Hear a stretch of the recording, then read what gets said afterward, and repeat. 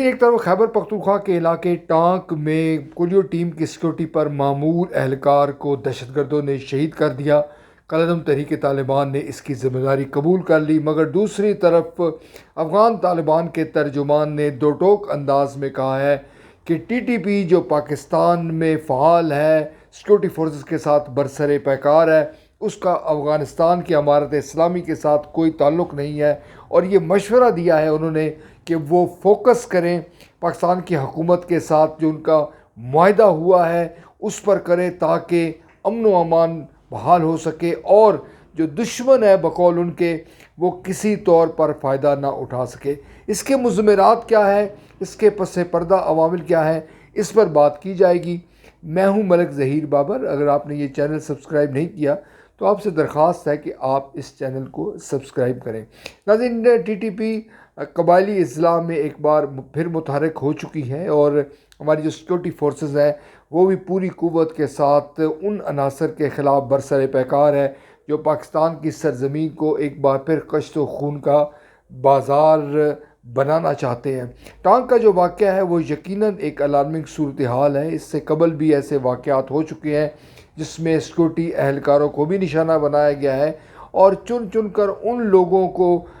تشدد کیا گیا، ان کو اغوا کرنے کی کوشش کی، کچھ لوگوں کو اغوا بھی کیا گیا جو کہ سیکورٹی فورسز کے ساتھ یا پاکستان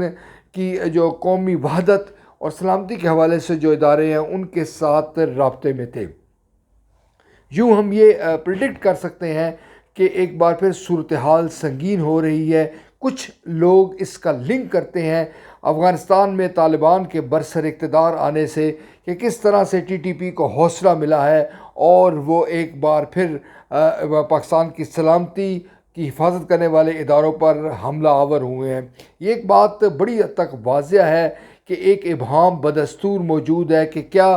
کالعدم تحریک طالبان پاکستان کا افغانستان میں جو طالبان حکومت ہے اس کے ساتھ کس حد تک لنک ہے، کیا اس بات میں کس حد تک صداقت ہے کہ طالبان کی صفوں میں سے کچھ لوگ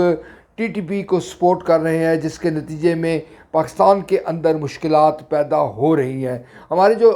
جو پولیس کے حکام ہیں ان کی جانب سے ایسے خدشات کا اظہار کیا جا چکا ہے کہ ہو سکتا ہے کہ جب افغانستان میں طالبان حکومت آئی اس وقت کچھ لوگ مہاجرین کی شکل میں پاکستان آئے اور وہ دراصل ٹی ٹی پی کے حمایت یافتہ تھے اور وہ آج خرابی پیدا کر رہے ہیں۔ ناظرین، بلوچستان کے بعد قبائلی اضلاع میں جو امن و امان کی جو صورتحال ہے وہ ایک بڑا چیلنج ہے، اور صورتحال جو مخدوش ہونا کا جو امکان ہے وہ نہ ہونے کے برابر ہے۔ اس کی بنیادی وجہ یہ ہے کہ ہماری جو سیکورٹی فورسز ہیں وہ وہاں پر موجود ہیں اور وہ کوشش کر رہی ہیں کاؤنٹر کرنے کی ان تمام عناصر کو جو کسی نہ کسی شکل میں ایک بار پھر فعال ہو سکتے ہیں۔ جس بات کی ضرورت ہے وہ یہ ہے کہ فوکس کیا جائے اور ان عناصر کی نشاندہی کی جائے